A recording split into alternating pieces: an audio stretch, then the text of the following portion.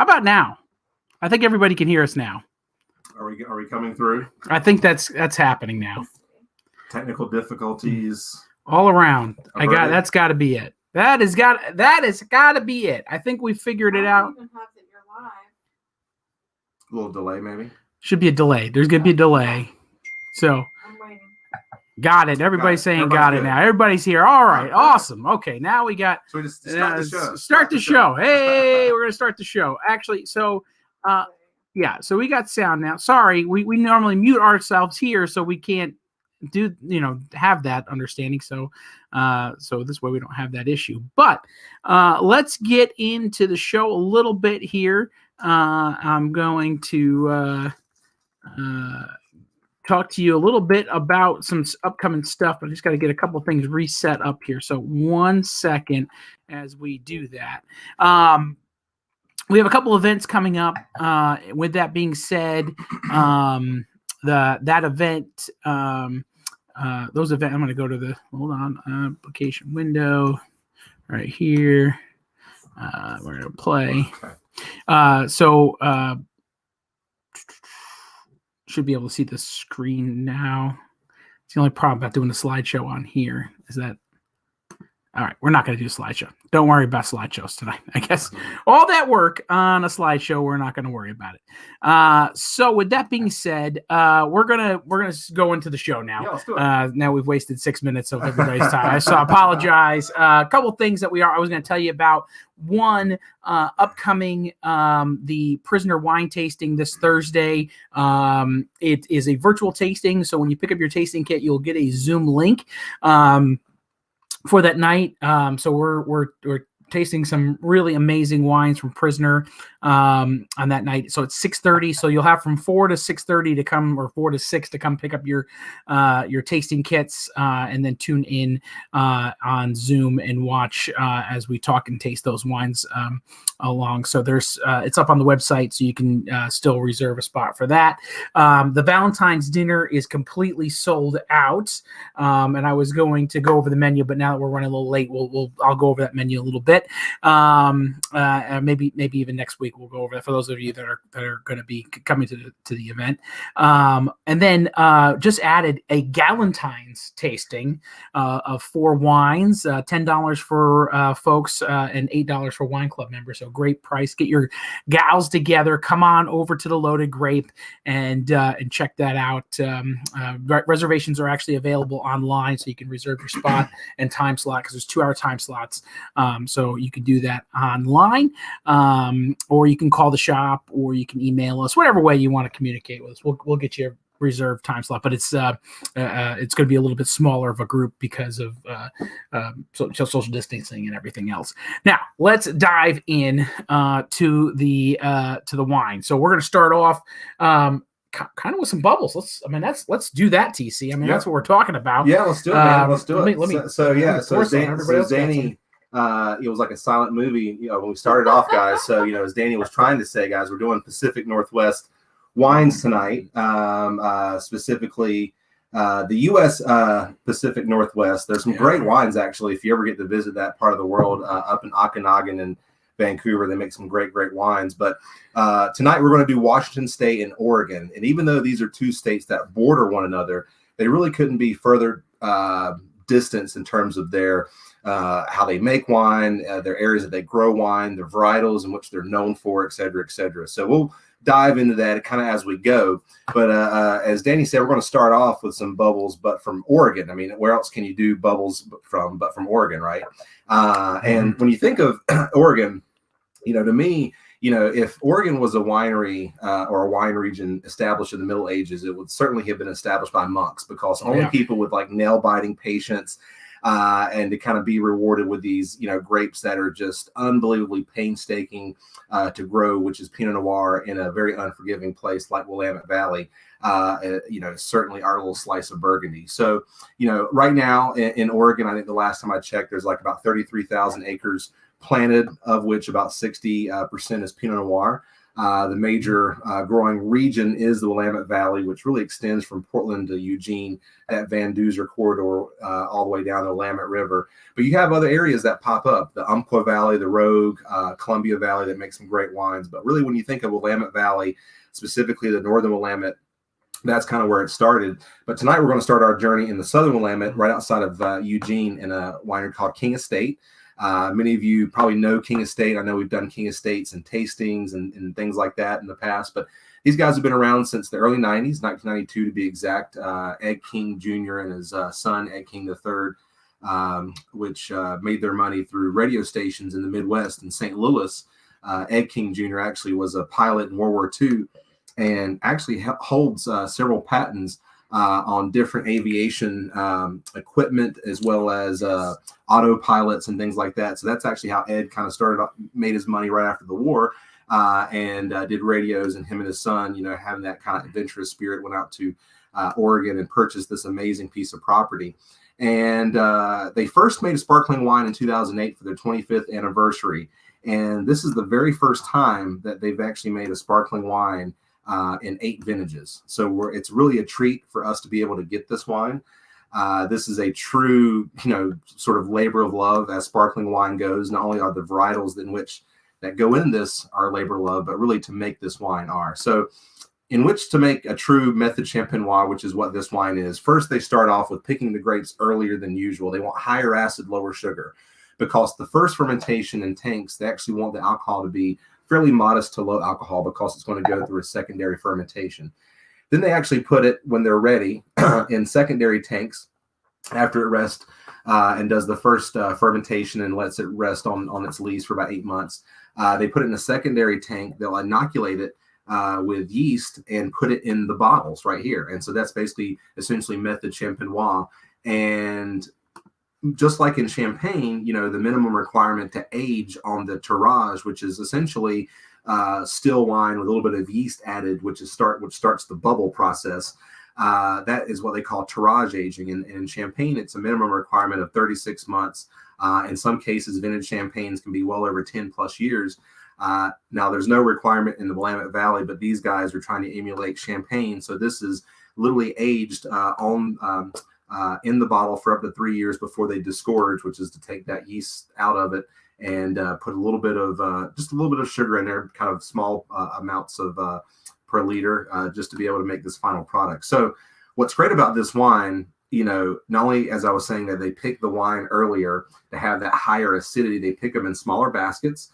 They actually, when they pick the wine, they'll actually keep them in cold refrigerated not tanks, but actually fridges for up to 24 plus hours. And what that does is it just lets the grapes rest and lets them settle. And then after which they do a very light pressing. And as a matter of fact, about 10 to 12 gallons of each tank goes away. Basically, they don't even use, because it has the dust and other particulates that they don't want in it. So when you think of making a true sparkling wine, there's much more labor intensive, and there's much more in terms of things and yields, because again, you're picking early, so you don't have much more of the yield as you would when you're making a still wine. But this is just a fantastic representation of a Blanc de Noir style, in which most of it is Pinot Noir driven with just a little bit of Chardonnay. And that tirage aging, to me, again, it gives that nutty, gives a little that toast, a little that brioche, but I definitely get a little that orange, definitely get some of that, a little bit of that candied apple kind of a thing in the background. But yeah, this one has a lot going on. It's not as dry, yeah. Which I love. Yeah, I mean, I have rarely met a champagne that I didn't love, but yeah, exactly, right. Yeah, and it's not just super high acidic, where you need some OJ to throw into it to make it kind of tone it down. And I think that's what's so well balanced with this. And it's creamy, it's rich, it has this nice fine mousse to it. The bubbles are nice and persistent. And again, when I first was fortunate enough to go to the winery in 2016, we tried some of their 2008. And of course, we, much like everybody that tried any of their sparkling wine, we're like, when are you going to make this again? When are you going to make this again? And they're like, well, we have some in the works. But again, it takes up to 3+ years. Well, fast forward to, I think it was the end of 2019, they released this right here. And we just picked this up. Oh, God, I want to say it was maybe it was right before Christmas. Right after Christmas in 2020. So we don't have a lot of this wine. You're not going to find this out in the market. You're not going to find this at, Dean and DeLuca's, Fresh Market, Whole Foods, Costco's. As of right now, the only people I know that even have it are the Loaded Grapes. So you guys just let us exclusive. Yeah. I mean, well, I only have 5 cases of it. So, if somebody calls me tomorrow, I mean, certainly I'll sell it, but I got a feeling Danny's going to call me and pick up a fair share of that, because this is just a beautiful wine from a very reputable winery that really actually does mostly Pinot Gris. Of their vineyard space, they do 60% Pinot Gris versus Pinot Noir, which is kind of unusual, being most wineries in Willamette Valley are Pinot Noir driven. But again, still Pinot Gris and Pinot Noir is really their bread and butter. But this is a beautiful, beautiful Method Champenois sparkling wine that I think for any of you bubbleheads out there, for people that just love, not only champagne, and again, when we think of Tourages, that usually indicates the price, because that develops the nuance of it, and also economically you're holding on to it before you can release. I mean, think about it. You made an investment, you don't get a penny back until 4+ years later. I mean, that's the price has to go up, obviously. So anyway, and Beth is asking about the price, so I'm going to give that. I'm going to give her that. I see right there. Yeah, Beth is asking about the price. Normally 40 down to 38 if you're in the wine club. You get your wine club discounts on top of that when you check out at www.loadedgrape.com. $12 a year, right so, there. Aged at the winery for you guys, right there. That's really nothing compared crazy. to some of the. And also, if I can also mention, it's vintage dated. Most quote unquote champagnes of any of this price point are non-vintage. That's not to say they're bad, but what's great about this is that it comes from a very specific year, where not only 2016 was a very great year, specifically in the southern part of Willamette Valley. That's why they chose to make this wine. And when, as I mentioned, they the 10 to 12 gallons per pressing, per tank full they get rid of. Again, they're trying to find the best of the best. And the French, especially the champagne makers, would call this the tête de cuvée, the best of the best. So even though this says Brut Cuvée, and for those people out there that drink enough wine, know cuvée means a blend and stuff like that. And certainly this is a blend of 2 grapes.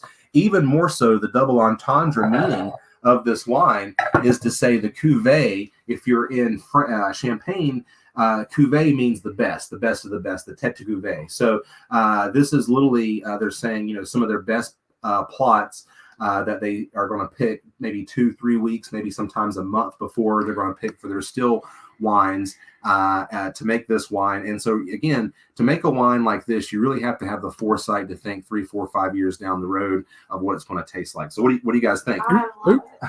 Wrong thing. Love it. Well, and you just think Oregon. I know we're going to do Pinot Noir here in a second, but you think about what Champagne, Chardonnay, Pinot Noir, Pinot Meunier, and 2 of those 3 grapes permeate Oregon. You would just think sparkling wine should be everywhere, and there's some great producers there.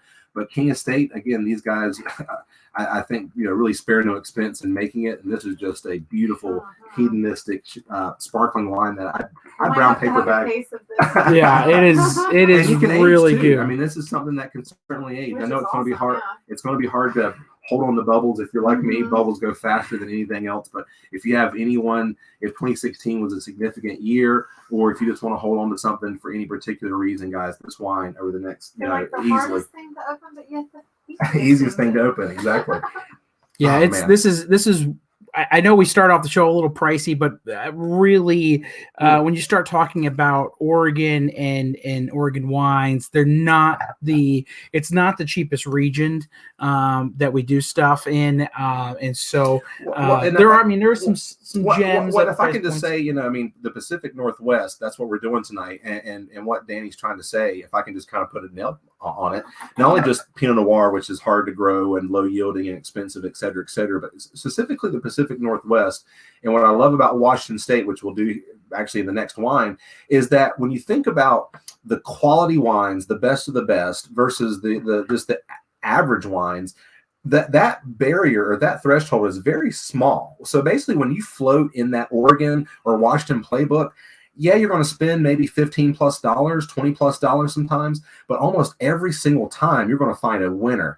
Guess what? In California, obviously it's a numbers game. You have 5,000 wineries. There are some fantastic wineries in California, but guess what? There are some just wineries in California as well, right? So I think we all know that. So I think when you think of shopping the Pacific Northwest, yes, I think on average you can't find that $8 to $15 wine from Oregon, or maybe that $15 to $20 wine sometimes from Cabernet. But when you do shop for that price point, your money goes a lot farther. So again, sustainably grown, organic and biodynamic. They were just certified, Demeter certified, just last. Oh, you got their slideshow going. I got the slideshow working. So just showing you a little bit of the plots, and you can see Pinot Pinot Gris there, the green and that a little green, bit of red, for Pinot Noir and some other varietals there. So, but yeah, it's a fun. And again, you think of Oregon, they're now in the top 5 in terms of acres planted and for quality wine production.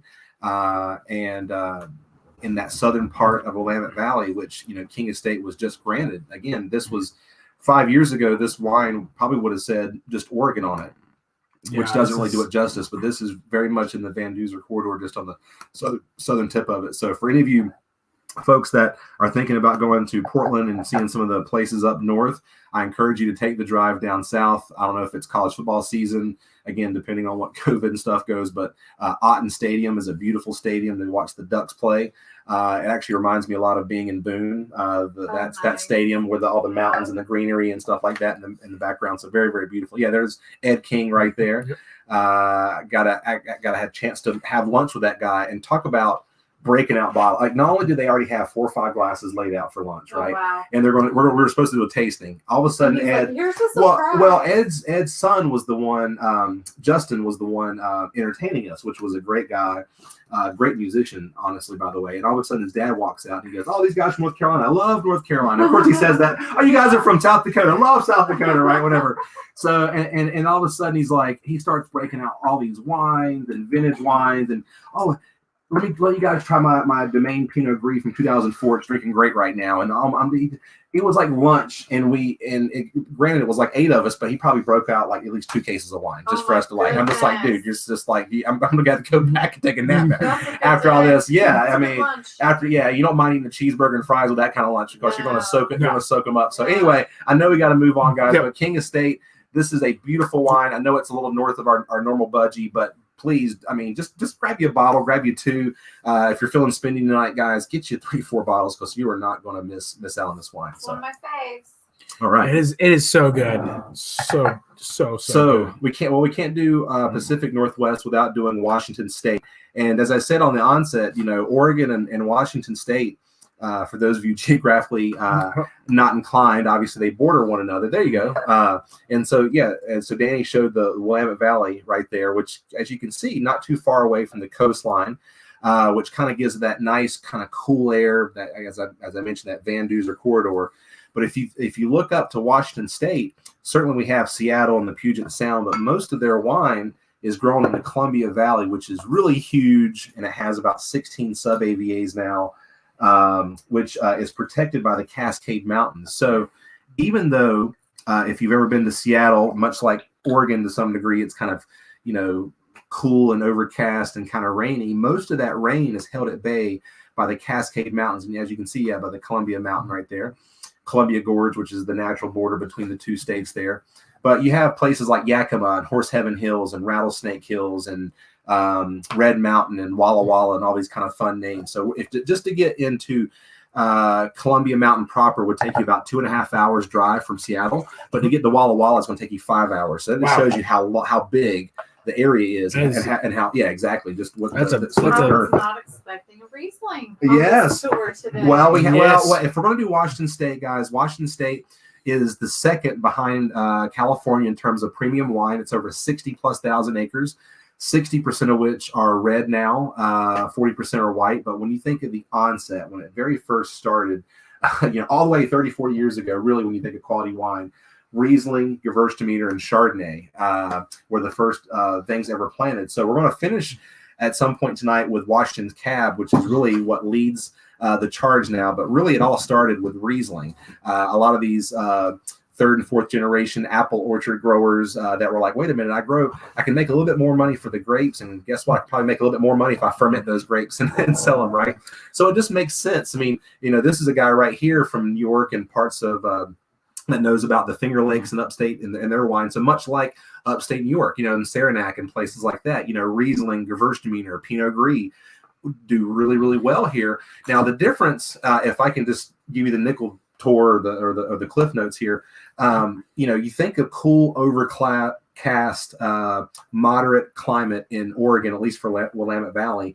And Washington State, specifically what we're going to do tonight in Columbia Valley, it's continental. So it's super hot summers, very dry winters, cold winters. So yes, they can do Cabernet and Syrah and Merlot and things like that. Whereas typically you don't think of Oregon for those varietals, even though they do them now in warmer spots. So again, guys, this is a Riesling. Don't let that word scare you. This is bone dry, 13.5%.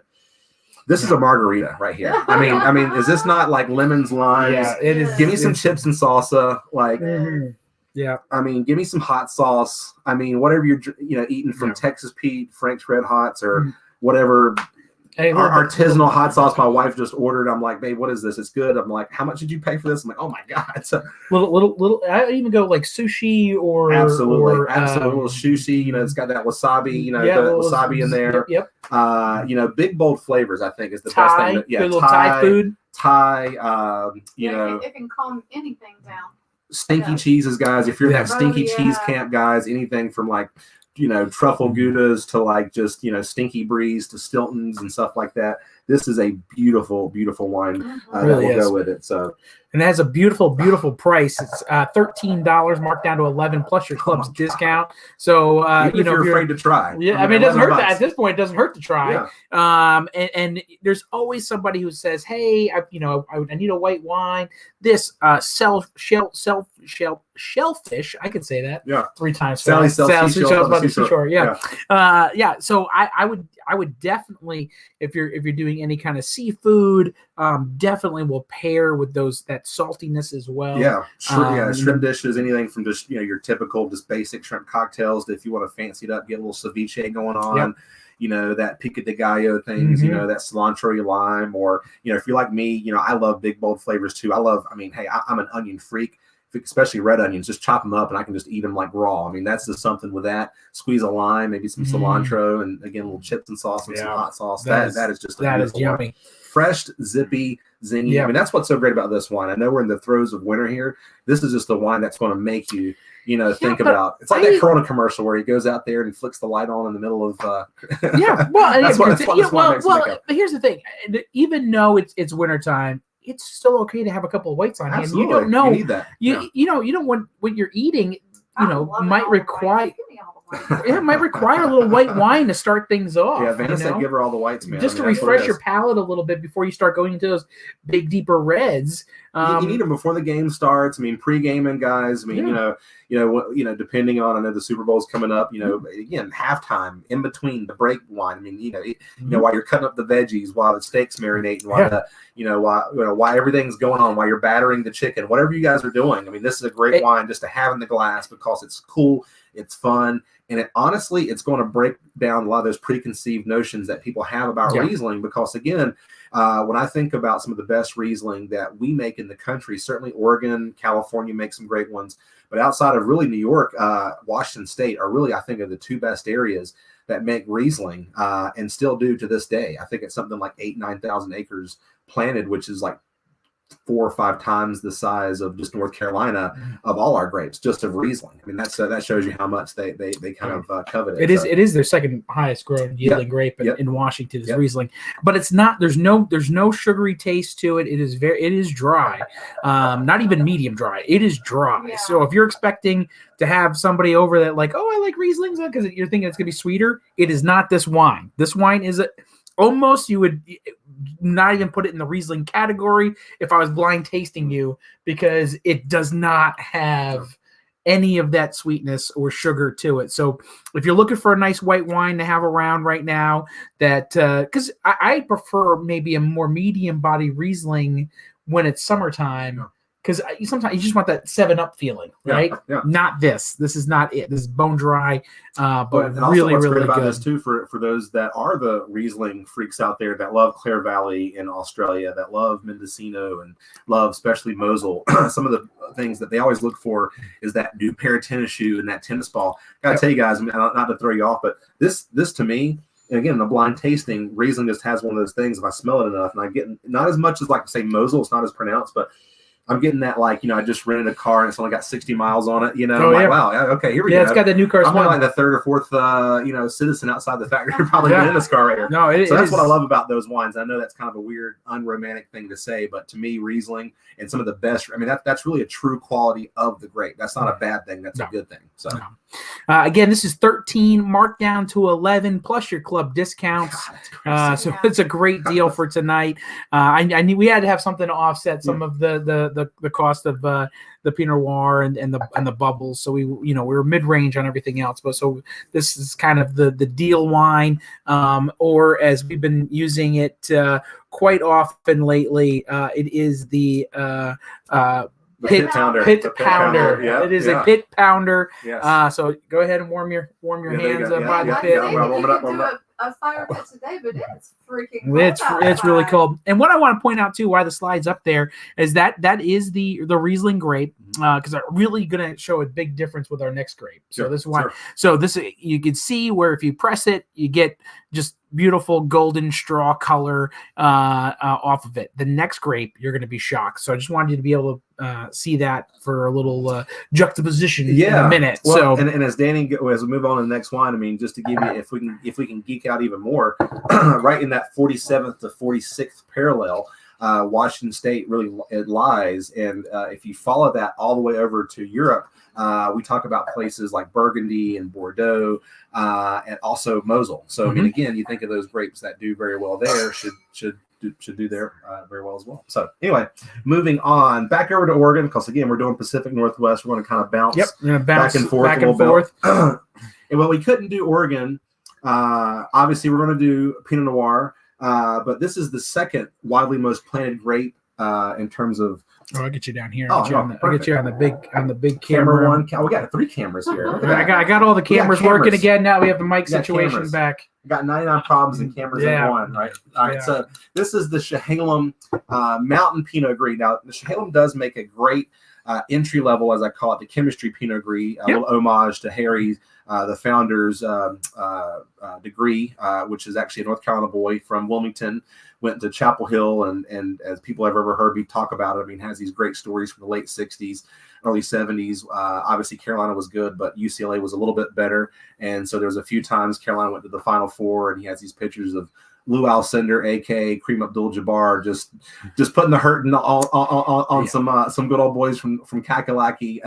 But anyway, just a great story, and now is basically retired, and his dear friend who we collaborated with a lot, a guy named Ben Stoller, has taken over and really, I won't even say taken the ball and ran with it, because he was really there for a lot of their projects anyway. I feel like wineries are like musicians. You manage musicians, and obviously you find that band that pays the bills, but often that musician has 5 other bands that they're just, it's a side project because they have an avenue they want to fill and things like that. Well, much like, this. So when Harry, who's almost, I guess, 80 now, would decide to retire, he said, "Hey, Ben, I'll go ahead and sell my Chehalem or my interest over to you." And even though Harry's daughter still is over Chehalem and is one of the winemakers there. But anyway, Chehalem actually means Valley of Flowers, for those of you interested or taking notes there.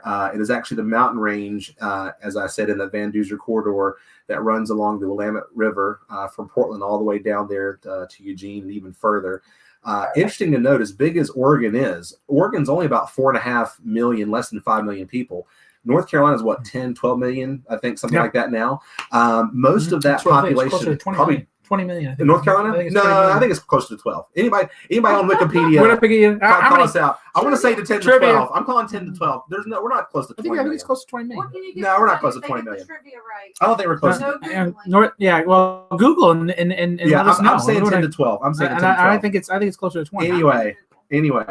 Anyway, so in that of that 4.5 to 5 million people in Oregon, about 1.5 are in that black highlighted area that that Danny showed you there of Oregon in the Willamette Valley corridor. So this is the Chehalem Mountain Pinot Gris. I guess I'm trying to get back to my original point. The chemistry is good, but the chemistry is a fantastic wine that they use from about 5 different growers from Ben's vineyards, also Chehalem's vineyards. But this comes from all the Chehalem holding in Ribbon Ridge, which is kind of high atop this kind of sub-AVA in Chehalem Mountain. So you got to think Chehalem Mountain AVA is only about 20 miles wide, or excuse me, 20 miles long, 5 miles wide. Ribbon Ridge is even smaller. 10.5 million. So I guess I was incorrect. So 10.5 million. I just don't know how 20 million voted. Yeah, 10 to 12. I'm just kidding. Yeah. I was gonna say, that's the difference. That's the pay-per-view show. We went from taking our clothes off and doing politics after hours. But guys, this is a fantastic wine. As we talked about on the show, Chardonnay is kind of the next. It's kind of the pretty girl that just showed up late to the prom everybody's thinking about, but Pinot Gris is the one that's been there and has been tried and true, and again Chehalem is one that I think makes some fantastic one. We were able to get a great price. Talk about fantastic, if I can just use that word. Yeah, we do have a great price. And again, I think Pinot Gris is still going to be there. It's not going away. But Chardonnay, I think one of the reasons, and from me to you, if I can just break down the wall and the curtain, as Wizard of Oz would, they would say, they can really get more for Chardonnay. Chardonnay can be barrel aged. Chardonnay can be aged and has that cachet. And let's face it, they can get $35, $40 for Chardonnay. And if they can do that, hey, salute, right? I mean, I can't, if you get more per acre, I say great. So now some of the old school makers really have this thing of saying, wow, we've taken Pinot Gris really to the point to almost plateau status, to the point where we made the market go, we made world-class Pinot Gris, even better than Canal-Sauce for cheaper than Canal-Sauce. But damn, we're almost losing our money on it because all of a sudden these big firms from California are starting to move in and, just making Oregon, Pinot Gris for, $8 a bottle or something like that. But anyway, guys, this comes from the specific Chehalem Mountain AVA, again, from a North Carolina boy who, again, since retired, but he's kind of the winemaker emeritus, as I say. But Ben has really taken it and doing some great things. But this is, beautiful. Yeah. I mean, you talk about Pinot Gris. I mean, I guess if I can kind of explain it in a nutshell, I mean, I think of like white flower. I think of like a little like subtle peach, like white peach maybe, a little like Granny Smith apple, but not like super tart though. I mean, it's got like a little that Granny Smith citrus in the background. Yeah. But you think about smooth and finesseful, but it's got character to it. And a little almondine. If you close your eyes, let it warm up a little bit, you get almost a little almondine and the white flower off of it. That's what I love about this Pinot Gris. And I think Danny said he's got a picture because this is a grape that will fool you. If you ever get a chance to see it on the vine, you will swear it is Pinot Noir on the vine. Look at that right there. So there it is down there. It is that burgundy color. And that's why I wanted to get everybody's mind. Fooled people the first time we took a group to Oregon, and people were like, "How come they didn't pick that Pinot Noir?" And they were like, "It's Pinot Gris." And all of a sudden, that started the whole. Well, how's that a white wine kind of thing, right? Yeah. Even people that, I mean, again, guys, I mean, I know some of you tune in because you just the irreverence and whatnot. You're just casual wine drinkers, but we do this for a living.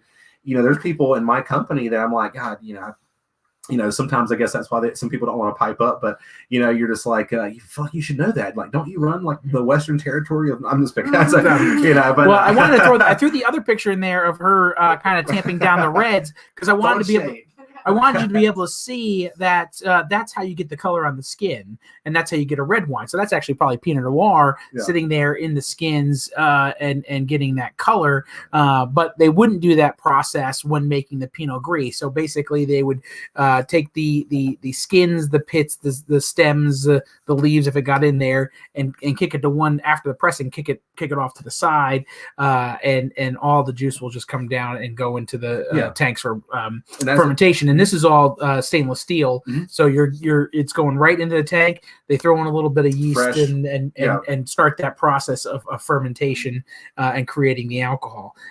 So it just makes for a fun, excellent wine. And the other picture up there is the inside of the wine in the tasting room of the winery as well. So if you can see that, and just looks. If you're heading out to Oregon, you should definitely make this a stop. Yeah. Pretty winery. Yeah, And this is down in Newburgh. So as you go in there, McMinnville's like the biggest town, which we'll get to in the next wine. But McMinnville's the biggest town of like 20,000 people. So very agrarian. I mean, you sure about 20,000? Should we check? You can actually. I'm going to say McMinnville is about 25 to maybe 30,000. Oh, are you all right. going to put anything out I there? don't know. I've never been. I've never been there. I have no I'm not going to idea. throw any more stats out. I'm not throwing any more stats. Not with I that guess many comments, at least. Yeah. Nope. So I thought there was more people here in North Carolina. I guess sitting in traffic in Charlotte. I guess they all. I guess 9 of them, 10 million live there. Yeah. So now they come visit the Tar Heel State. They come visit. Yeah, I mean, we have beautiful true. mountains. We have beautiful That's beaches. true. So. All right. So anyway, moving on. So just want to. We haven't done the price. Have we done the price? Yeah. So do you want to? The price is 28, marked down to Sorry if you did that already. 26 for this lovely wine. Yeah. And it looks a little bit more expensive than the chemistry. And again, I wanted to make sure people understand that because the chemistry is good, but chemistry a few dollars cheaper because again they're able to source fruit and it's actually a sort of a co-optively made. This is exclusively from a sub-AVA from a winery founded in 1980, and again, one of the establishers of the sub region. So again, guys, it's for $26, minus your discount, guys. I mean, you can certainly spend on a white wine more money and be way more disappointed on that. So anyway, plus you get your wine club discounts. Remember, if you go over to loadedgrape.com, in the checkout code, be sure to put your level. So it's cellar, estate, or reserve, and reserve works for both grand and regular reserve club. So head on over there, hold yourself some bottles. Good news is we have pretty much plenty of inventory except for this next one. So there we go. Yeah, drum roll. Got so drum roll. Vanna, are you going to be the Vanna? Let's get her on camera. She did her hair.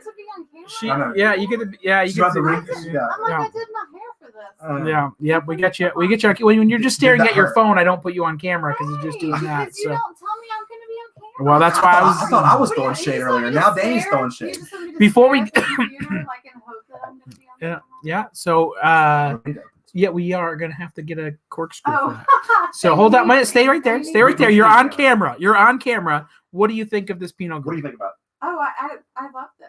And what about drinking this while I was cooking dinner? So if someone said, someone said, it's what I chose to drink while if somebody said Vanna, two totally different grapes, but the Riesling and this one, what would you say kind of the main differences? Like some of the customers that watch or will watch or have watched.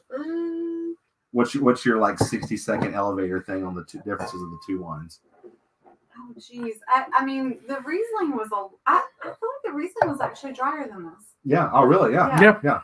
Just slightly. I mean, not like crazy, but and almost like a little bit higher zing to it, like a little higher acid to it. This is a little bit more smoother, so not quite as when I said margarita earlier. I mean, I wasn't lying. That Riesling had that margarita agave kind of like thing going on to it. A lot of but there's just something. I just love this. Yeah, isn't that good? You can just drink a whole bottle and not even know. Really, it does go down. That's what it is. They need to make this in 1.5. It does go down really easy. So.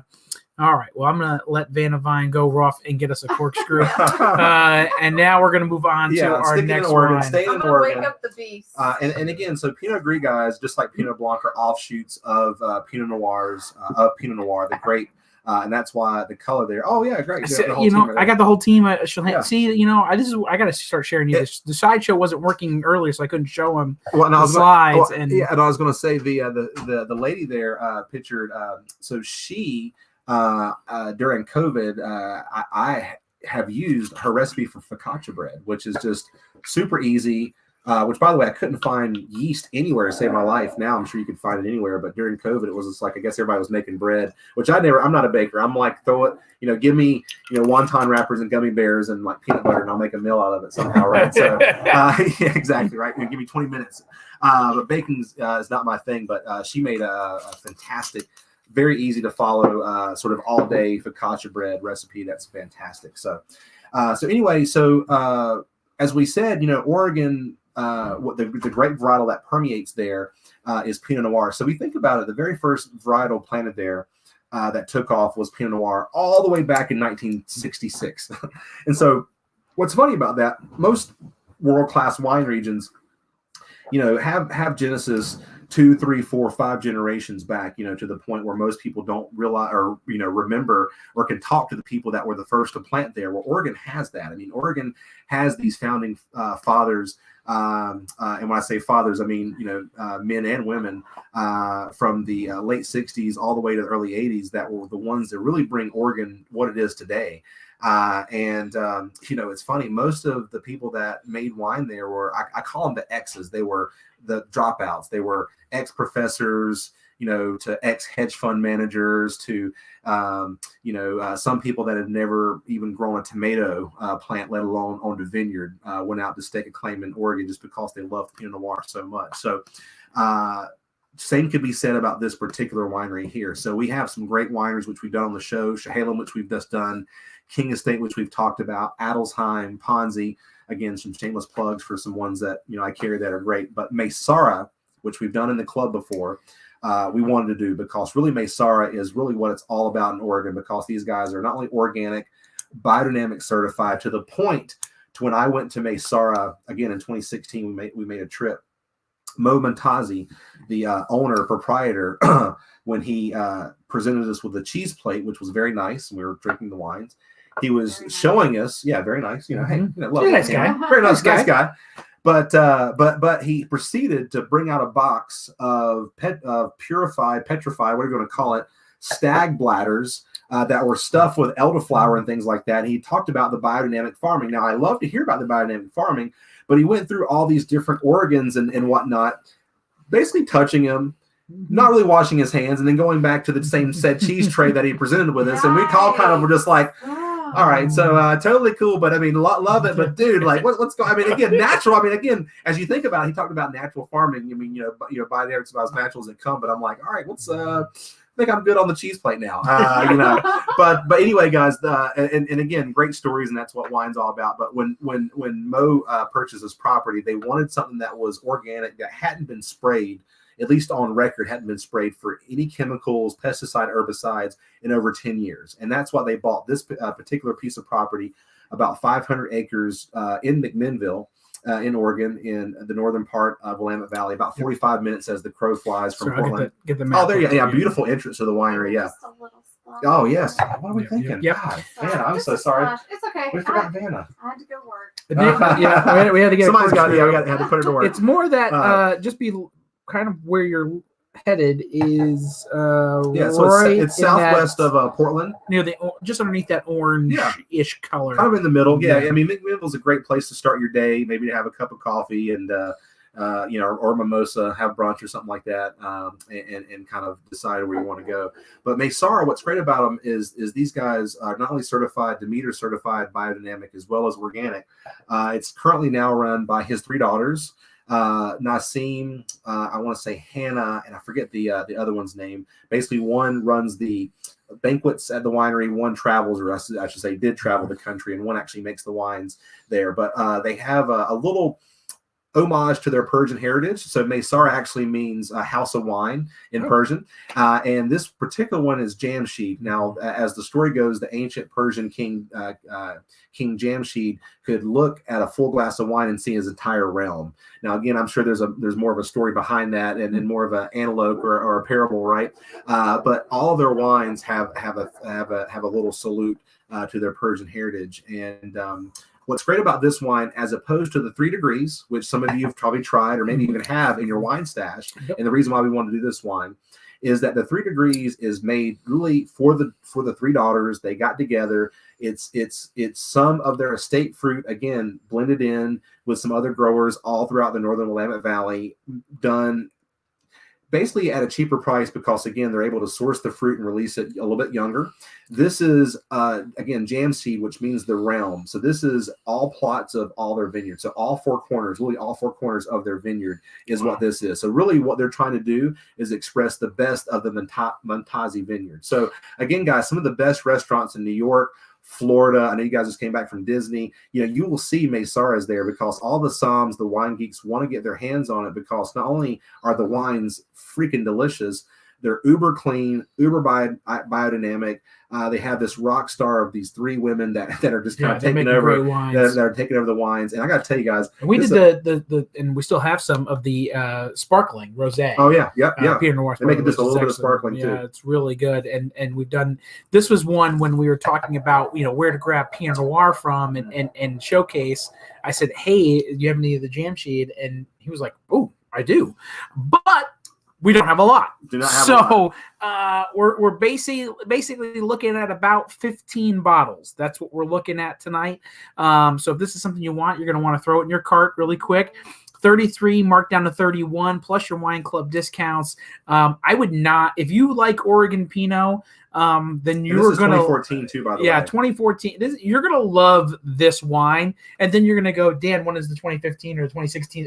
When does the next one come in? Because this is a wine that we discovered fairly early on in being open as Loaded Grape, and we sold through it a little bit, especially during the holidays, and it's just not one we get a lot of inventory. Well, they only make about 4,000 cases total. There you go. It's even smaller than that. Yeah, I mean, some of their single vineyards, they do less than 7 cases per state. I want to say the Jamshed, again, I'm quoting here, but I mean, if they have more and we want to get more, we can always get it. But I want to say we usually get maybe around half a pallet, which is to say 20 cases every year of this wine. And then you say we have, it's for the whole state. Yeah, the whole state of all just under 12 million people. So you guys could be one of those said people. One so talk about exclusive. That's exclusive. I mean, I'm not a math major, but what's one of 10.5 million? I don't know. Very small. Very small. Very small. Very small. Yeah. So, but yeah, I wanted to beautiful wine and Danny's favorite enclosure. And it's a Stelvin enclosure, so it's ready to go. Party on. I want to go back to this little map. This is all of McMinersville. McMinnville. Yep, I can say it. McMinnville. No. Probably have some miners there in McMinnville. They probably do. And actually, kind of, I see the hard part is I'm going to try to make this. I'm going to try to draw where they are on this map, and it's going to be so tough. But basically, their vineyards are right. And I didn't really. Let's go back. Let's try it again. Their vineyards are right in there.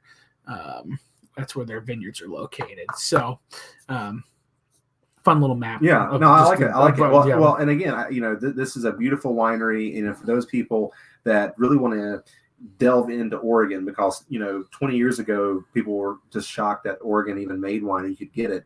And then 10 years later, they were like, is it Willamette or Willamette? Oh, it's Willamette, damn it. Mm-hmm. Now people actually come to a place like the Loaded Grape and say, do you have anything from Dundee or Amity or Yamhill, or do you have anything from McMinnville? I mean, they actually want these sub-AVAs because you really can find these nuanced differences because, again, in just a very short amount of space, you have not only elevational differences, different divernal shifts, different mountain ranges. You also have different soil types. So, again, for those of you that are able to not only tour Oregon, but hey, just come to your local wine shop, grab a few bottles of Oregon, and you can really taste the difference. Now, Oregon, as they, in Living Color, homie, don't play that. They don't mess around by blending Pinot Noir. I know, again, there's a lot of fantastic California producers. Again, they don't play that either.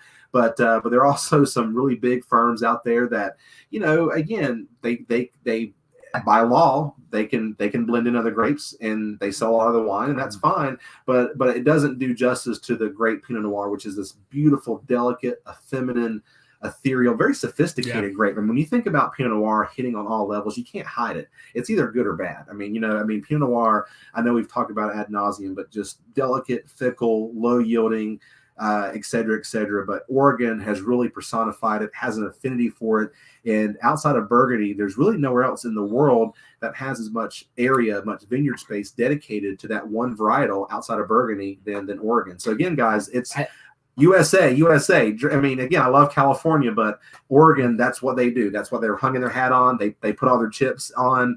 And again, Maysara, they make some great Pinot Gris, sparkling, but this Jamshed shows the best of this small little tucked away corner in Oregon, which is making some great wines. Yeah. In 2014, it's got some age on it, and it's tasting excellent. And I think this is the reason why you tuned in tonight. If you knew we're doing the Pacific Northwest, and I know there's a lot of interest in Washington State and Oregon as a whole, but we could have done a cheaper Oregon Pinot that Yeah. might have been, kind of, a blend. It would have been okay. It would have been great. I want, if we were going to do this, I was like, we got to pick something. We got to spend the that's money. gonna Oregon, that's gonna just knock your socks off. Yeah. That wasn't 40, 50, or 60. And I said, let's find that price. You can always go up. You can always go up the scale. You can always go up the scale, and that's fine. But I was trying to find something that was, that you're going to still pop the cap on. In theory, if you're looking at it, right around $8 a glass. If you're splitting this with somebody, so think of it restaurant price, right? If you're like, hey, that bottle seems expensive, but it's $8 a glass. That's not that bad. When you think of those craft beer and 16-ounce cans are like $7 a can. Yeah. I mean that's basically the same kind of analogy, right? So yeah, think of the same kind of a thing. But again, guys, this is just this has this like dark rose petal. Yep. This like almost like this. I won't say dark cherry, but like cherry that's been like macerated, or cherry that's been like a Luxardo cherry, like a nice it's got a nice cherry flavor to it, God. and almost a little bit of spice too. Yeah, like a little bit of allspice kind of a thing in the back end, and not as earthy. Yeah, not as earthy as you might think. This one brings it out. That's what I love about the Jam Sheet. I think the 3 Degrees is a little bit more higher acid, a bit more, not necessarily earthier, but definitely higher acid driven. This one's different, deeper, a little richer, has more of that kind of cola component, I think, to it. So again, guys, everything from like pork to seafood to just damn it by itself. I got some DVR, as Danny said. You don't even need to, send you don't have to send your wife off. You don't have to send her off to get one of these. Go get one of those. Hey babe, we got it. We're ready to go. But this is one, folks. Like I said, 15 of these. I don't. It's a pretty. I think you mentioned one time.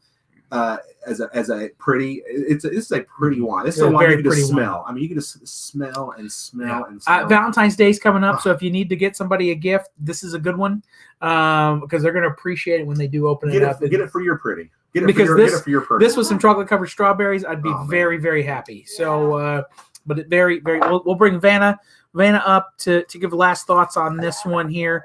Vanna, you're now up and live. What do you think? I love it. I love this. This is everything you want in a Pinot. I mean, I don't know. Like front to back, and that's seamless. I mean, it just has that. Well, I mean, hey, I mean, to me, I don't know if it's just because it's made by a female, but to me, Pinot Noir is that delicate grape. If it's made by a female and has an extra delicate touch, well, so be it. This is that wine. I'm telling you, and it really is. I mean, hey, this really is. Well, and the funny thing is, speaking of which, it just happened this way. Oregon didn't set off to do this, but Oregon. If you looked at all the winemakers per capita, has more female winemakers than any other wine region in the world. So again, for those of you out there that again, and again, when I think of females that usually, let's face it, they usually have a little more restraint sometimes. Pinot Noir is that grape that takes more patience. Usually women, my wife knows I have no patience, so Pinot Noir takes a little bit more patience, takes a little bit more finagling. So, well, I mean, I'm not saying, I'm not saying. I've also never made wine, so. Well, I mean, it does. I mean, wine is, and especially Pinot Noir. Again, we don't have to talk ad nauseum, but it kind of brought that grape up because you talked about how fickle it is. The clusters are very tight, and that moisture gets under there and creates a fungus, and that's where a lot of grapes end up as later in the season end up getting rotten, and you have to pick those off. So the yield becomes smaller and smaller versus like some other grapes where even a cab where it's this big of a cluster and you get so much more juice off of it. So just this is the things that we talk about while this way you're understanding not just the growth cycle, but what's earlier ripening and also earlier flowering. And when you're earlier flowering, you also have the chance of that late frost in spring. And so areas like Oregon that has a frost sometimes in April, guess what? You have what they call shatter. And so sometimes you go to the vineyard and you have a bunch and then no bunches because all of a sudden the flowers, that's when the most vulnerable time. Once the berries start setting, you can have variable weather. I mean, obviously, as Danny said, I mean, if it's really crazy, again, with Pinot Noir being tight bunch, it's different. But really, that flowering stage and that harvest stage are those two stages where people are really kind of biting their nails, waiting. And again, Mother Nature, speaking of, as they say, female, man, she not just to say bats last, but she pitches first as well. So yeah, she does. All right. So I'm gonna put you on the the only one tonight that we have to uncork. That is true. And speaking of case productions, guys, I'm looking at the Chehalem. That's about 2,500 cases as well. So again, that's a very, very small production. They only make, I know it's less than 1,000. It's just a couple hundred cases of the sparkling. And of course the Riesling's a little bit more, but very, very small production wines with everything tonight too. So yeah, the next wine we're going to be doing, now I found it in the slideshow, is the North by Northwest. We've always had the red blend and sold that very well from time to time when we're needing some Oregon red blends. Break out a 3 liter bottle from time to time. Break out a 3 liter bottle from time to time as well. And the TC brought one last year for our 2 year anniversary. Yeah. So, and everybody really When I was enjoyed going it. out, right? Yeah. It was like, hey. When I was cool. You can say when I was TC was cool, right? When TC was cool. That's what Van is thinking. She's like, when TC was cool and brought 3 liter bottles to parties. Yeah, God. we came to parties. Why do you do that anymore, TC? You're not cool anymore. So this is a brand we're very familiar with, but this is a straight. Well, I say almost straight. It's got a little bit of Merlot, a little bit of Merlot in it. Yeah. So Cabernet Sauvignon. In some years they'll put some Petit Verdot, some Cab Franc as well, but primarily 80 to 85% Cabernet Sauvignon. So we're heading back to Washington, and so just wanted to give you guys a kind of a mixture of, so you can at least see. Yeah, Washington State.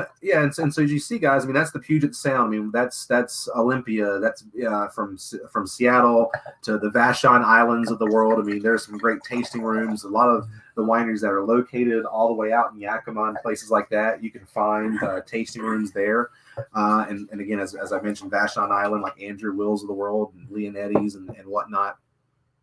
But when we think about Washington State, the Alan Shoops of the world, that was the founder of Chateau Saint Marcel, really kind of established the wine game. I mean, he was almost like the Robert Mondavi to a degree. I mean, he wasn't the first, but was the first to really market and be successful at marketing and frankly sell said company for lots of money years later. And now he does this very boutique winery called Long Shadows. But Riesling was really the first thing to really start there. But over time, again, as a very continental climate, as I said, you see the Cascade Mountains again. And I love almost this map, Danny, because I don't know if they did it because of this way. You almost love this map? Well, what don't you love about it? Well, in order to form a more perfect union, like a more perfect, automatically started with a grammatical fuck up, right? So this right here, to the left, right here, guys, very green. All the rain is basically kept at bay to the west of the Cascade Mountains, which again is all, that's why you drink coffee and read books in Seattle's and stuff like that. It's where Starbucks was founded, because it's very rainy, very overcast. However, if you go over there, as I mentioned, 2.5 hours, which the drive in itself is beautiful. I encourage anyone to do that. The Cascade Mountains are beautiful. It's like Idaho, or like Montana. It's like almost like Big Sky Country, dry. Well, I've been to a few places. I mean, in my place. No, I haven't been to Idaho, but I've seen. Don't let that shirt fool you. I've seen Napoleon Dynamite. I've seen Napoleon Dynamite once or twice. So I know a thing or two. TC pulls off the Pacific Northwest attire very well. I'm telling you guys. I mean, he's got his Patagonia shirt on. He's ready to go.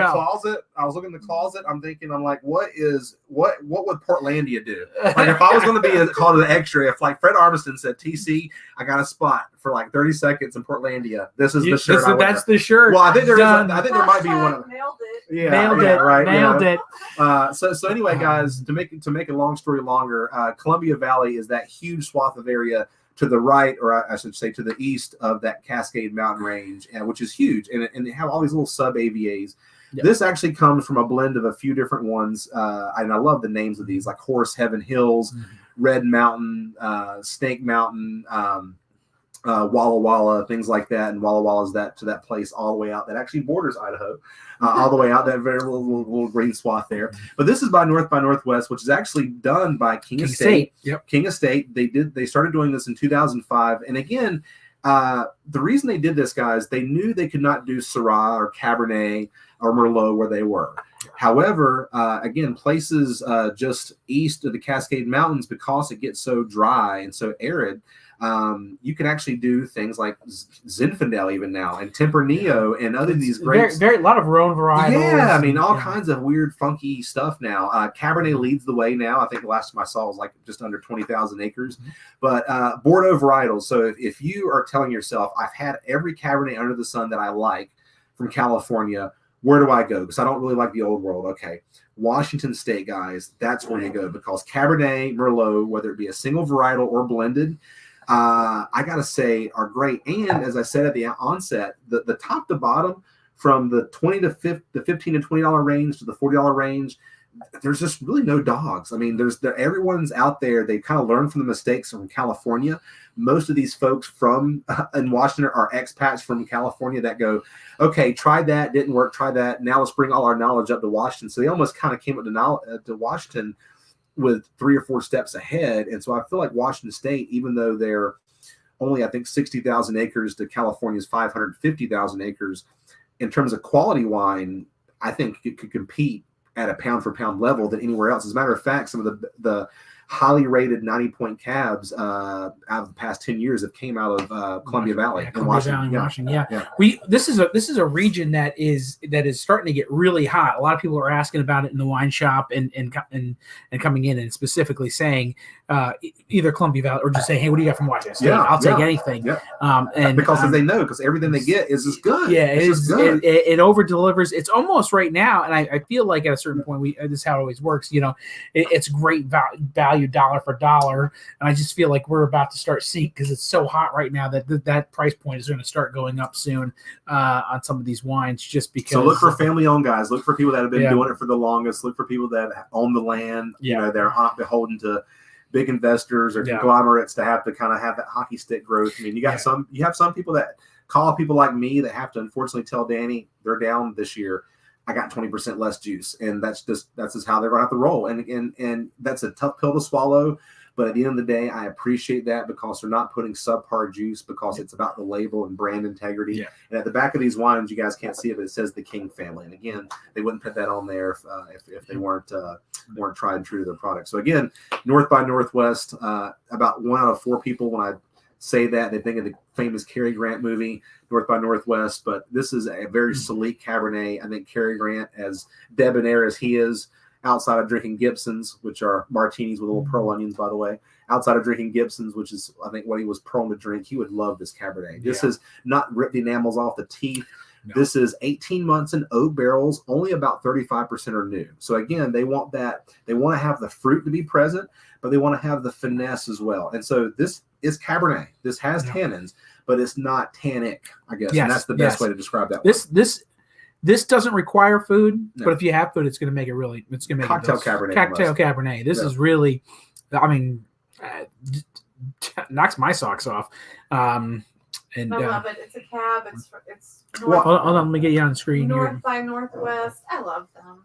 I love everything by them. Well, and think about it. I mean, we haven't done the price yet, but guys, think about family-owned Cabernets from burgeoning areas that are known for Cabernets and again, I won't say what Danny's going to say the price is right here, but this is, 2015. I mean, there are places in Napa Valley, they're already 17, in some cases almost 2018 for their quote-unquote red blends, because, hey, they're pushing it out there because guess what, guys? It's very expensive to grow stuff there. I mean, but Washington State, you heard it here first.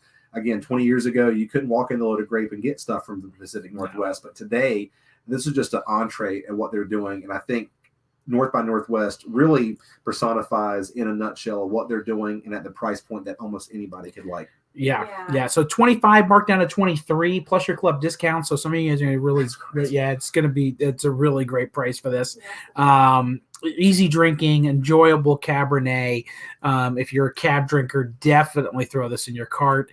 Go over to the loadedgrape.com. Maybe a little more bramble, like a little bit more spice than say the Ravel and Stitches of the world or the Juggernauts of the world. I mean, it's got the juice, but without being juicy or jammy. I think to say it's like a little bit more earthy. Yeah, it's got a little bit more. Yeah. Well, what I love which is not what you usually say about a cab. Yeah. Well, what I love about it, I mean, again, some people love California because almost everything, some people make are jammy wines. Yes. But I think some people get detracted from California because they're just tired of the jam. I mean, it's like a jam. It's like a Fish concert, 24/7, right? Lots of it's like it's a jam band, right? Are these guys warming up, or is this the song? I don't know. So this has structure. This has as you said, lots of food, hippie dancing, right? So this has that structure of like you said. I mean that herb, dark fruit, red fruit, kind of harmoniously kind of put together. So Dan, this is Spaz approved over here. Yes, So. yeah, it is. It is. It's really good.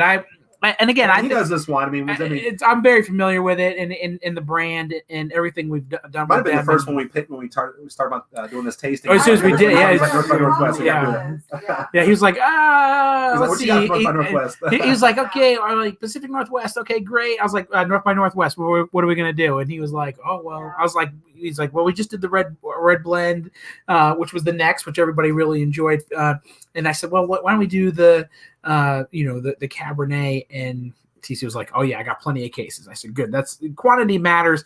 When we do the show, because we want everybody to have a chance to get the wine. Yeah. Obviously, when it comes to that Jamshed, I think we're probably less than 15 now because I've been seeing some orders come through. So just know that if that's something you want, you might want to get close to starting to send. I know we're about to do a recap here. Running a little late, and I apologize just because I felt like we were moving good on the show until technical difficulties. 10 minutes of long-winded. I feel like people have stuck with us tonight. Yeah. And guys, if I can just throw another adjective on this, I'm getting like a little almost coffee off this now. Yeah. There's a little bit. Yeah. Is there some Starbucks in here? There's a little Starbucks. No, I'm thinking more caribou coffee. I'm thinking more caribou right here. I love Caribou. just a notch more fancy, right? Yeah. No, it is really, really good. If you're a cab drinker, I'll be sure to throw a couple extra on the shelf just in case you don't come in and early enough. And but now that I have the slideshow up, I just want to be able to bring this up one more time. Virtual prisoner tasting on this Thursday. So if you want to get a tasting kit, you can order those online. How many wines is it? It is 6 wines. 6 wines. So which is really great. You're going to taste their new Chardonnay, their new Cabernet, which is very brand new to market. Not many people have gotten to taste those yet. Also, we have the Rosé from Unshackled. We also have the internally silenced Pinot Noir, the Saldo, which is their Zinfandel, and the Deranged, which is mostly cab, but got a little bit of other stuff in it as well. And it starts at 6:30. It starts at 6:30 virtual. We actually have one of the winery reps joining us, so don't want to miss out on that. Then coming up the following Saturday in the shop, tasting, grab your girls, reserve a 2-hour time slot. So it's 12 to 2, 2 to 4, 4 to 6, 6 to 8. And we will have a tasting of 4 wines for $10. And if you're in the wine club, it'll be $8, which is plus tax. It's really a great deal. And one of the wines is actually a chocolate sparkling. It is not actually, just so you know, it's not like it's chocolate on the nose, but it really tastes. It doesn't. Yes. It's not overly. It's when you taste it, it's actually French. It's not even gimmicky. When you actually taste it, you'll be amazed. How can I say this without saying a bad word? It's the mind F. That's what it is. Yeah. It messes with your mind. It will mess with your mind. It is, but it's absolutely delicious, and folks, you're gonna really enjoy that. But so grab your girlfriends, reserve a time slot. You can either call us or do order your prepay for your tasting online to reserve your time slot. We'll get that all taken care of for you. Again, because of social distancing and limited space in the shop, we have to do the reservations only. So definitely want to get on that sooner than later, because I feel like as we get closer to the 13th, people will be looking for something to do just before Valentine's Day. So hop on that. And then lastly, and this guy's going to get happy here, the virtual Rombauer wine tasting. We got that coming up on the 5th of the month, and that is also at 6:30. You'll be able to pick up a tasting kit and do that virtually. Now, I will tell you on that day, the shop will actually be closed, so we'll only have the ability to do the virtual tasting that day. I have another organization I'm doing a tasting inside the shop with, so they've completely booked the Rombauer. The same night as the Rombauer, but I have another organization doing another tasting. Oh, okay. So the shop will be closed on the 25th, so it won't even be open except for when you're coming to pick up your Rombauer tasting kits. And we have the winery rep joining us for that as well. So going to be two great wineries in the month of February to enjoy. And if you're asking, hey Dan, what about that Valentine's dinner? It's completely sold out. we are completely sold out. So To the next one. To the next one. Another Probably a very spring- important thing Yeah. that happens in February. Oh yeah, and lastly, Tanya's birthday in February. So we start celebrating Yeah. Tanya's Starts birthday month. today. Starts today. Tanya's We're birthday drinking month. wine for virtual fun. Yep. Starting it now. So let's do a quick little recap Speaking of here. bubbles, yeah. 1 second. Let me just pull this down and pull it right back up so we can do a quick recap. But we started off the night with bubbles, and the bubbles were excellent. This is a King Estate, and actually, I get to actually First show. time they made it in 8 years, guys. I mean, this is something aged at the winery just almost 4 years. A true labor of love.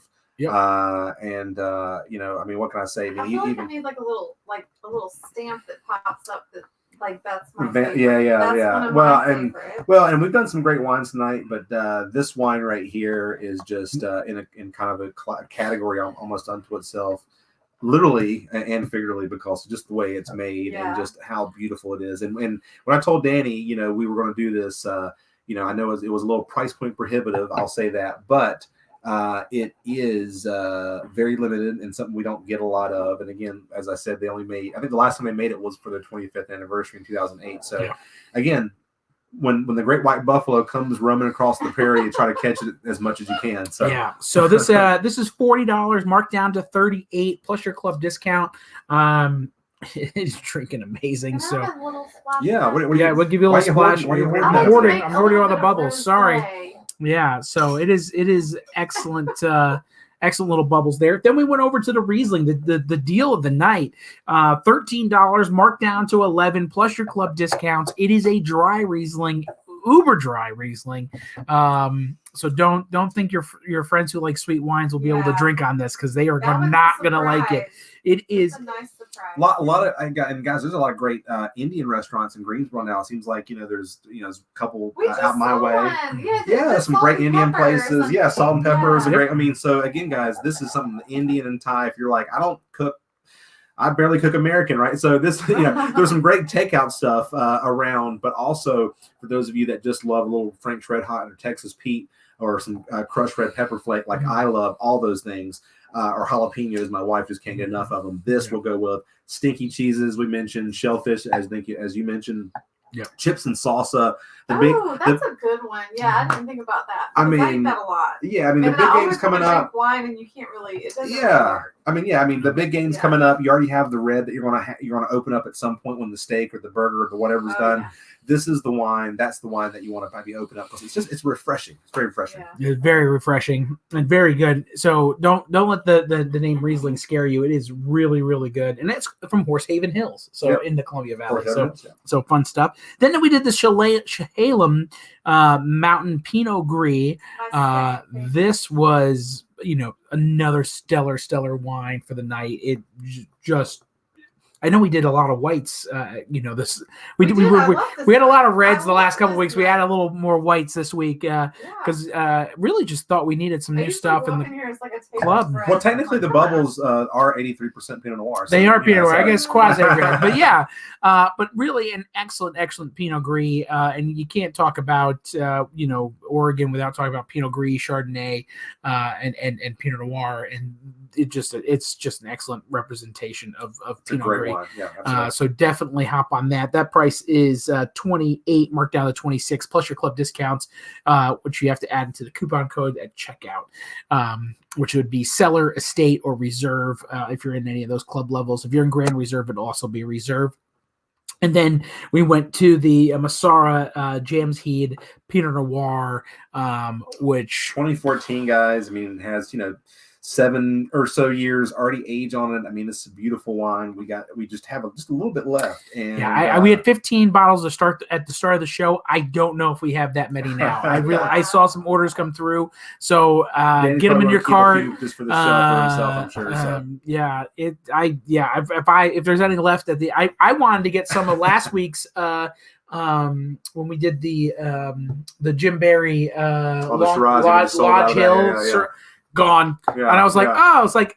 I literally pulled one off and someone was like, "No, I wanted 2 bottles, not one," and I was like, Yep, that's what happens. So I didn't get any of that, and I really would have What you're loved trying it. to say is as our viewers come first. Our viewers come first. They do. If there was 1 bottle left at the end of the night before I left, I was going to take it. So, or if Danny really wants to drink it, yeah. he'll say, "All right, drink it with me." yeah, drink it with me. But that really excellent. Don't worry, he probably will. Yeah. And then we finished up just now with the North by Northwest Columbia Valley And Cabernet that's really what Washington Sauvignon, State. and You this- think of so Syrah, good. Merlot, but Cabernet. That's really what Washington State, and that's what everyone's bullish on, putting their money on. North by Northwest at the price point, guys. It's sub $30. Make a 90+ point year in and year out Cabernet. Again, it's not an enamel stripper, as we said. It's got jam without being jammy. It's got tannin without being tannic.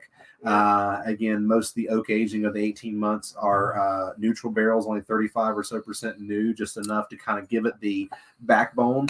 What else can I say? I mean, this is just a beautifully made wine for, I think you said Really $23. 25 marked down to 25 23 plus your club Okay. discount. I mean, it's Cabernet of year. Oh Yeah, my it God, is. It's a beautiful wine. it is just a Beautiful really wine. really good wine. So so I definitely strongly My recommend that. Third favorite. Yeah. Mhm.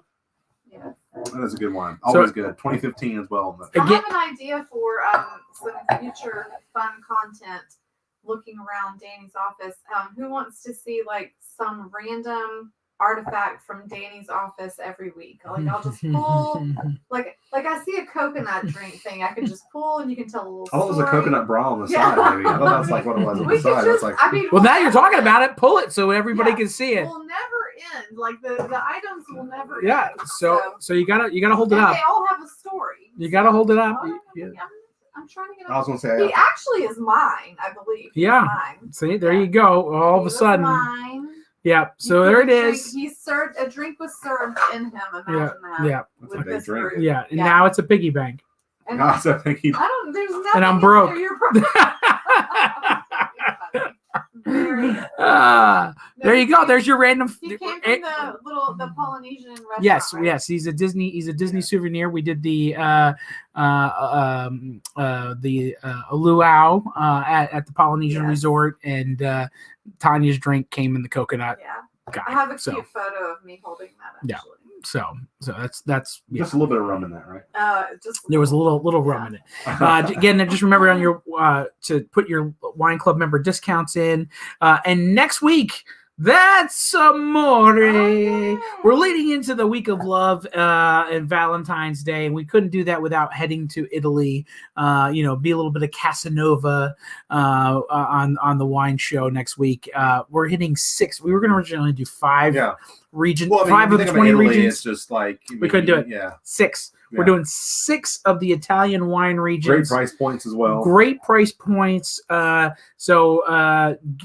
Tune in. You're going to learn a lot about Italy and the wine regions in Italy. And And what Danny and TC are going to do for their wonderful wives for Valentine's Day. Rubber feet Mhm. and let her sleep. Sleep and a foot rub. When you said rubber feet, I was like, rubber feet. I was like, is that some Rubber- sort of shoe? I thought there were shoes called Oh, rubber. Oh, rubber yeah. feet. She probably would like a new pair of shoes as well that has rubber on I them. got Yeah. you, I got you. Well, I mean, hey, it's like all women. I mean, hey, just a little sleep. Tell your lover, pay her some compliments, and maybe a new pair of shoes from time to time. I mean, Yeah, that's there you all. go. There you go. That's it. So since Tanya slept until 10 today, I guess I already, Why? good. I got Throwing up with shade the dog. again. No, I got up early to get the dog and then came back. Oh, to yeah. sleep. Yeah. So Telling you. She took care of the kids. took care of the kids. She Gotta took take care of the kids. Well, that is it for our show. Thank you so much for tuning Pacific in. Northwest. I feel like we're going to revisit this area. Yeah. I think we're probably going to do a Pinot Noir show. Obviously, we'll do Oregon again. I feel like if we do Cabernet and/or Riesling, things like that, we'll do Washington again, guys. But Yeah. again, for those of you, such a great area. I mean, if I can just recap the area just in a nutshell. I can't wait to go. Yeah, it's a great area to go. Oregon, go into Portland, just right outside of Portland. You go to these areas, and then Seattle. Even if you don't have to make the trek out to country, you can find some great tasting rooms as well. So, anyway, guys, some fantastic wines to be had in the Pacific Northwest that can compete on the world on the world level. I think that's what we found out. I mean, these are Yeah, world class these are wines. world class wines. So thanks so much. Look forward to seeing it. All the wines that you order tonight will be available on Wednesday After 3. after 4. After 4. After we open at 4. We open at 4. Oh, well, I was We open at 4, so it's available at 4. Come knocking on Danny's Come door. knocking I on want the my door. wine. I know want my wine. I'm typically there a little bit early, Yeah. but I don't want to be held to that if I'm not there. So Oh, he's but- starting to make rules. He's starting to make rules for himself. Yeah. That's good. yeah, you yelled for no rules, so we're holding to the 4 o'clock. So they're available for pickup after 4 on Wednesday. So All right, guys. So thanks so much. Have a wonderful evening. Look forward to seeing you Cheers, next everyone. Monday night for some virtual vines. Yep. Cheers. You see? Oh yes, for Vanna Vines, for Mr. Danny, keep on tasting. See ya. Cheers. Cheers.